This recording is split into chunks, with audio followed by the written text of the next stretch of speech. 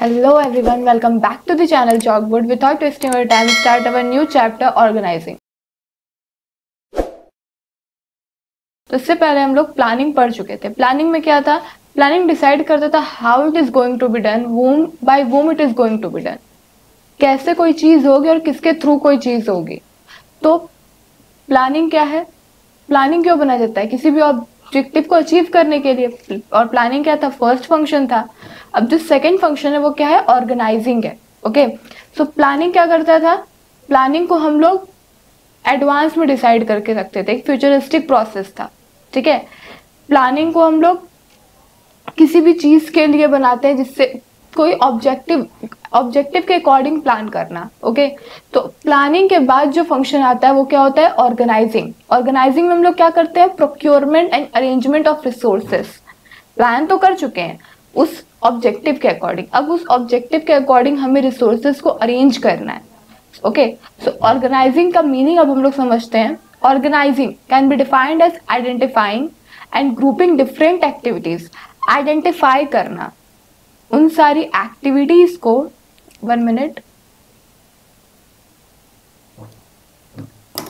उन सारे चीजों को आइडेंटिफाई करना या एक्टिविटीज को ग्रुपिंग करना, डिफरेंट एक्टिविटीज को ग्रुप करना इन द ऑर्गेनाइजेशन। कहा? ऑर्गेनाइजेशन में ब्रिंगिंग टुगेदर, और एक साथ लाके फिजिकल और फाइनेंशियल और ह्यूमन रिसोर्सेज को स्टैब्लिश करना एक मोस्ट प्रोडक्टिव रिलेशन के साथ, ताकि जो हमारा प्री डिटरमाइंड ऑब्जेक्टिव या गोल है या स्पेसिफाइड गोल है वो अचीव हो सके। वन मोर टाइम समझा रहे हैं कि ऑर्गेनाइजिंग क्या करता है? डिफाइन करता है, आइडेंटिफाई करता है चीजों को, ग्रुप करता है डिफरेंट एक्टिविटीज को ऑर्गेनाइजेशन में, और एक साथ लाके किन किन चीजों को? फिजिकल, फाइनेंशियल और ह्यूमन रिसोर्सेज को एक साथ लाके उनको स्टैब्लिश करता है एक मोस्ट प्रोडक्टिव रिलेशंस। क्यों? ताकि हम लोग, हमारा जो स्पेसिफाइड गोल है, प्रीडिटरमाइंड गोल है, वो अचीव हो सके, ऑर्गेनाइजेशनल गोल है वो अचीव हो सके। इन अदर वर्ड्स में कहा जाए तो ऑर्गेनाइजिंग रेफर करता है arrangement, everything in orderly form. हर एक ऑर्डरली फॉर्म में, सिस्टमैटिकली फॉर्म में अरेंज हो, and making most efficient use of resources, और उन सारे रिसोर्सेज का एफिशिएंटली यूज हो, वेस्टेज ऑफ रिसोर्सेज ना हो। क्या हो? ना हो, एफिशिएंटली यूज हो, वेस्टेज ऑफ रिसोर्सेज ना हो, वेस्टेज ऑफ रिसोर्सेज ना हो, बाकी एफिशिएंटली यूज हो। ओके, फिर से बताते हैं। ऑर्गेनाइजिंग रेफर करता है arrangement of everything in the orderly and systematic form and making most efficient use of resources, और उन सारे रिसोर्सेज को एफिशिएंटली यूज करना और वेस्टेज ऑफ रिसोर्सेज ना हो। ओके, सो आगे बढ़ते हैं। ऑर्गेनाइजिंग का प्रोसेस क्या होता है? प्लानिंग का प्रोसेस तुम लोग पढ़े ही थे, अब ऑर्गेनाइजिंग का प्रोसेस पढ़ेंगे। तो फर्स्ट क्या है? Identification and division of work. Identify करना और वर्क को डिवाइड करना बहुत इंपॉर्टेंट है किसी भी ऑर्गेनाइजेशन में। अगर वर्क डिवाइडेड रहेगा और डिवीजन ऑफ वर्क रहेगा तो पीपल के ऊपर बर्डन नहीं पड़ेगा, डुप्लीकेशन ऑफ वर्क नहीं होगा, वेस्टेज ऑफ रिसोर्सेज भी नहीं होंगे। That's why division of work is most important. Okay, so this first step in the organizing is identifying and dividing the work as per plan. Plan के according उन सारे work को identify करना, divide करना most important है। The division of work makes sure there is no duplication of work, और अगर work divide रहेगा तो डुप्लीकेशन ऑफ वर्क होगा ही नहीं, और ना ही वेस्टेज ऑफ रिसोर्सेज होगा, और ना ही there is no burden of one person, किसी एक पर्सन पे बर्डन नहीं पड़ेगा। So work division is most important in the organization. Work can be shared among the employees. जितने भी काम होंगे वो एम्प्लॉयज में बांटे जाएंगे, डिवाइड किए जाएंगे। क्यों डिवाइड किए जाएंगे? ताकि ऑप्टिमम यूटिलाइजेशन ऑफ रिसोर्सेज हो, डिवीजन ऑफ वर्क के थ्रू हमारा किसी एक पर्सन पे बर्डन ना जाए और वेस्टेज ऑफ रिसोर्सेज भी ना हो। That's why identification and division of work is the most important in the organization. Okay, next क्या है? डिपार्टमेंटलाइजेशन। डिपार्टमेंटलाइजेशन मतलब डिपार्टमेंट बनाना ऑर्गेनाइजेशन में हर एक चीज का, जैसे लाइक सेल्स डिपार्टमेंट बनाना, ह्यूमन रिसोर्सेज डिपार्टमेंट बनाना, प्रोडक्शन डिपार्टमेंट बनाना। ओके, सो डिपार्टमेंट बनाना आफ्टर डिवाइडिंग द वर्क, अब कोई एक वर्क डिवाइड कर दिया गया है, आइडेंटिफाई कर दिया गया है इन स्मॉलर जॉब्स में, छोटे छोटे जॉब्स में, related and similar job are group together put one under department. जो भी एक दूसरे से रिलेट करता है वो डिपार्टमेंट रहेगा, वो एक डिपार्टमेंट में रहेगा। द डिपार्टमेंटेशन ऑफ और grouping of jobs can be done by the organization in different ways. और ये जो डिपार्टमेंटेशन का प्रोसेस है वो डिफरेंट वेज में होता है, लेकिन 2 कॉमन वेज हैं होने के, तो वो कॉमन वेज हम लोग पढ़ते हैं।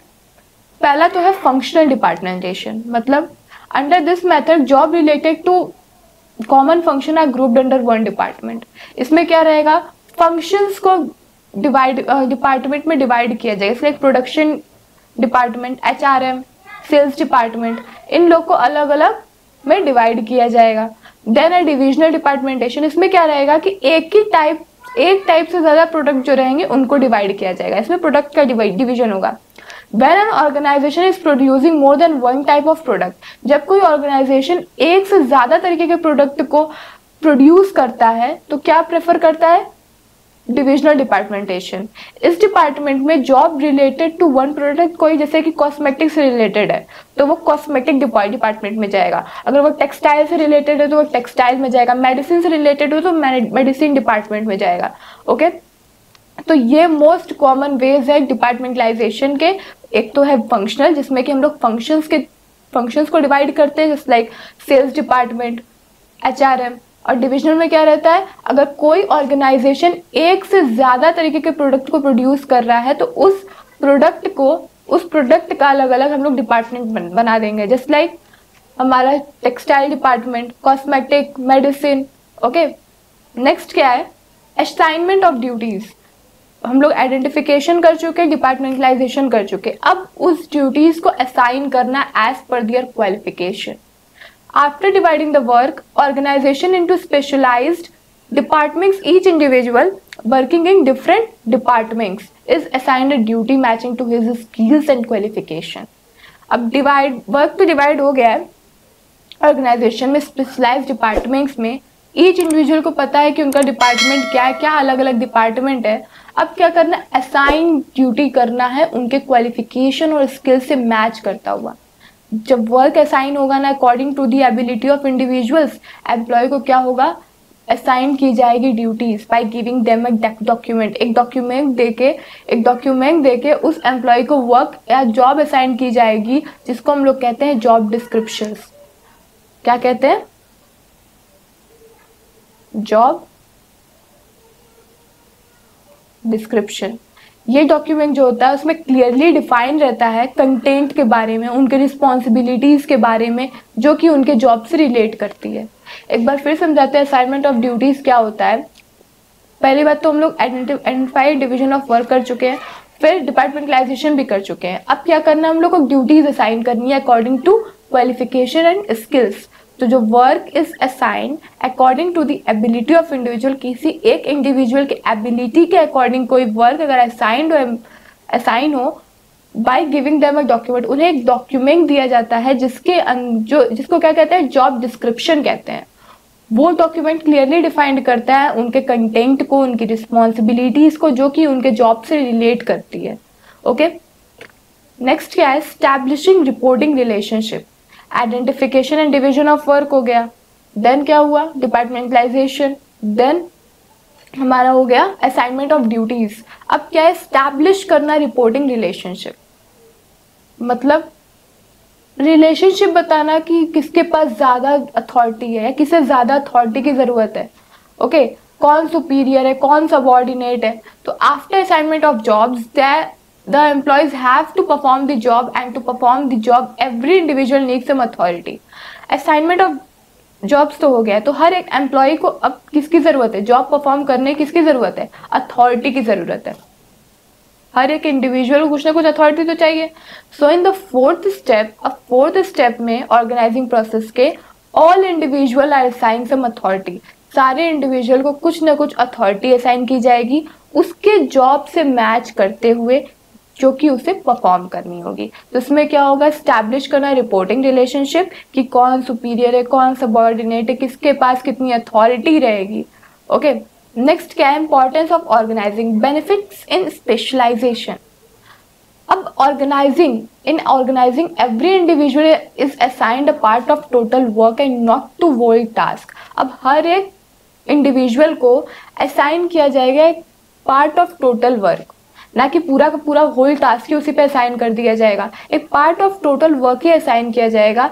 इसमें क्या होता है, due to division of work into smaller unit, अब वर्क डिवाइड होगा स्मॉलर यूनिट में, और assignment of unit according to the qualification lead to specialisation.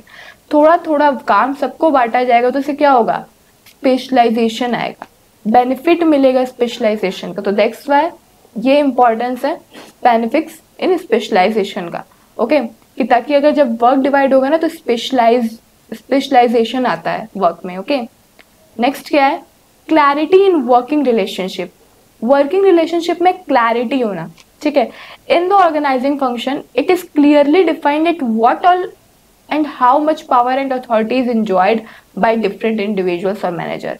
ये डिफाइंड होता है कितने मैनेजर है, कितने इंडिविजुअल के पास कितनी अथॉरिटी है जो कि वो एंजॉय कर रहा है, जिसके पास वो है वो परफॉर्म कर रहा है, वो आइडेंटिफाई होना, वो क्लियरली डिफाइंड होना मोस्ट इंपॉर्टेंट है।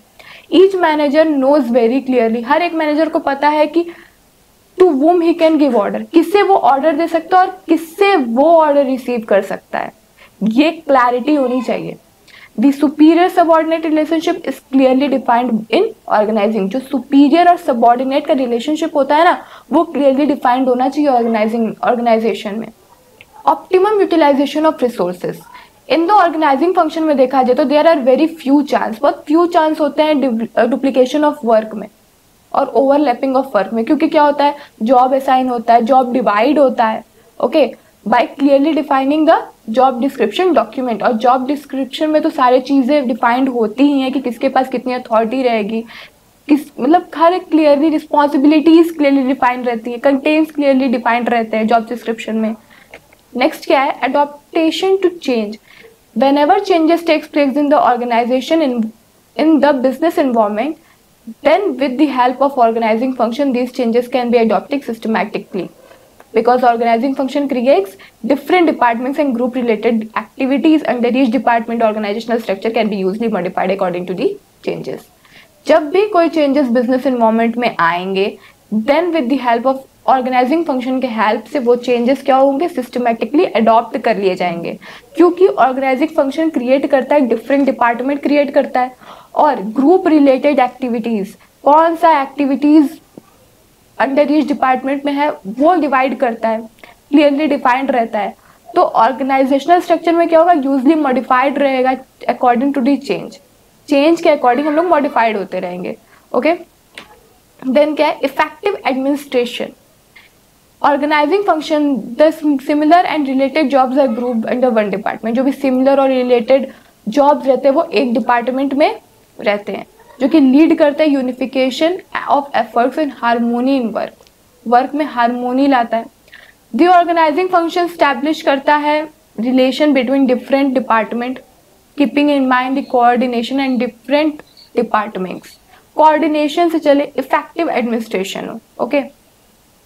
एक्सपेंशन एंड ग्रोथ, बिजनेस का ग्रोथ होना, एक्सपेंड होना। Optimum utilization and division of work के थ्रू कंपनीज इजीली मीट करेंगी चैलेंजेस से, एक्सपेंड करेंगे अपनी एक्टिविटीज एक प्लान्ड मैनर में, ओके।